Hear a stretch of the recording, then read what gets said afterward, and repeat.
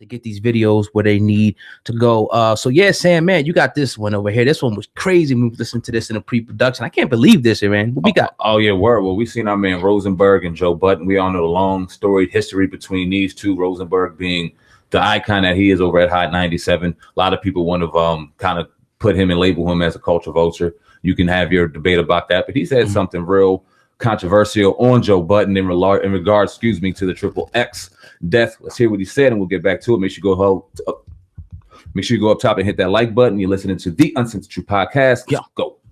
Perfect. Yo, Rosenburg, what's on your list, famo? I don't have anything specifically, so I just want to give a special shout out to my old friend Joe Budden. Oh wow! Congratulations, you played yourself.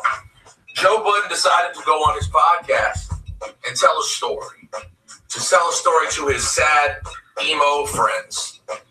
Wait, who are his sad emo friends? Joe has a lot of listeners. He's very popular. So some of them are just normal hip-hop heads who love his podcast. He has this specific hardcore people, the ones who go chasing people on Twitter and Instagram. The sad emo. He's got like a button hive or something? The button hive, yeah. Their emojis would be like a cigarette and Timberlands and a syringe. A syringe? Whoa. I don't know. They're just depressive. But anyways, Joe has a specific kind of crowd. And Joe decided to go tell a story.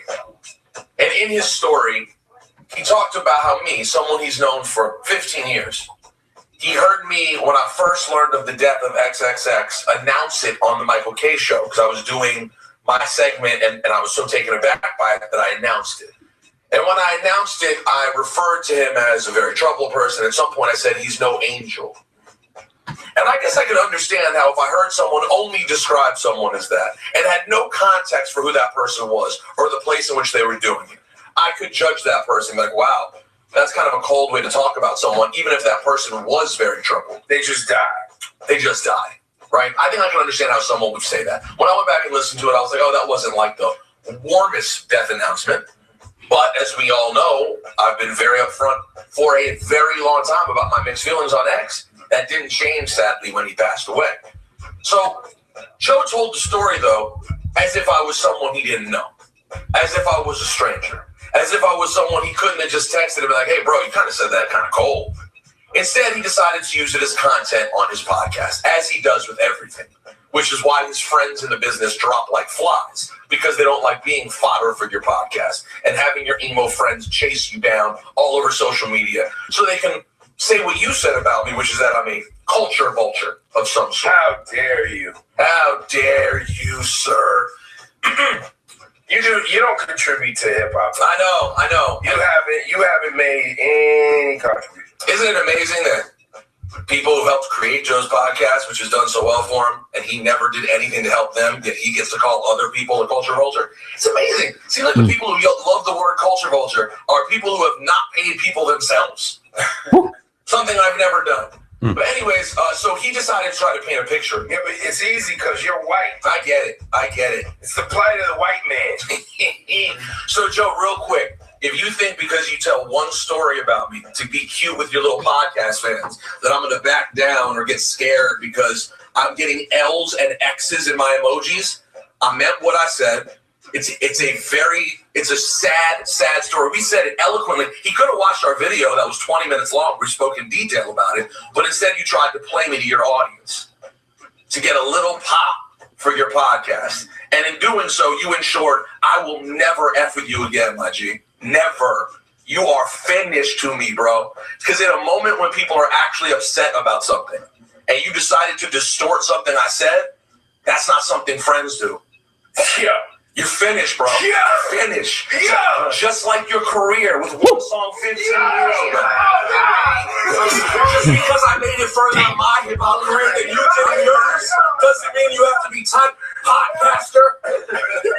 Man. Woo! Rosenburg firing buckshots at our man Joe Budden, your responsible guy. Man, that's crazy, man. Man, it's not like they got a little issue, man. They got a little friendship, man. He's a little offended, but to be honest with you, man, I think that they probably gonna I think Joe Budden will say something, in response to that, but they probably gonna end up being cool again. I think it's just, a situation where it's almost like if you cool with somebody and they put it out in the public without coming to you first and misrepresent whatever happened. You know what I mean? I think that's type of situation. So now he's firing off. He's pissed off, but he went hard though. He definitely went hard talking about, his last hit and stuff like that. So man, that's crazy. Well, that's Joe, crazy. He said that he should know, Joe Budden should know Peter Rosenberg, but Peter Rosenberg should equally know Joe Budden and know that this is his style and this is what he does. He's not going to give you warning on when he's going to talk about you. He's just going to openly talk about you. And yeah, he may offend you, but this is Joe Budden. There's never really any, I don't want to say it's nothing personal because he means what he says. It's obvious. He's real. Whether he's right or wrong, or whether you love it or hate it, he's always real, and that's why he gets the response that he gets, and that's why he has the following that he has. I want to answer the question. What do you think about Rosenberg kind of taking shots at the podcast? Because we've seen Ebro and Rosenberg, in particular, Hot 97, kind of take shots at the internet in particular. And do you think that there's a separation between like your podcast and the way people are disseminating and listening to news nowadays, like your internet and things like that, and almost taking radio away in grander schemes? You know what I mean? Do you think that they're taking it? Do you think they're a little salty about that? Because they always seem to want to take a shot about on a podcast or something on the internet. Right. I mean, maybe, I don't know, because, only thing I could probably think of is it was a time, where you had your major, like, before the YouTube really popped off, it was just you had to go to your major hip hop outlet, Hot 97, and definitely being one of them. Now, come on, like back in the day, even now, still, Hot 97, being one of the, top, news sources for hip hop and everything like that, R&B. So just like now with the internet, is like you got guys that come out of proverbially nowhere and doing their numbers, competing, with these big channels. So now it's like, more people got a voice. It ain't just this person or this person. More people now got a voice and a following. And Joe Budden is one of them. I mean, when you look at Joe Budden, he does numbers on his podcast. Facts. And his channel is growing very rapidly. And if he does it the right way, he could build his own media empire to compete. Real talk with the numbers that he's getting. You know what I mean? And his voice, his opinion is valued. If Complex wouldn't have reached out to him if it wasn't. Yeah. You know what I mean? And these other different people, and Diddy, Revolt. Now, so it's like, yeah, Joe Budden is big time in this game. And I think, that's the reason why Diddy, invested in him. So we can't say like, all right, maybe, he had to pump it up.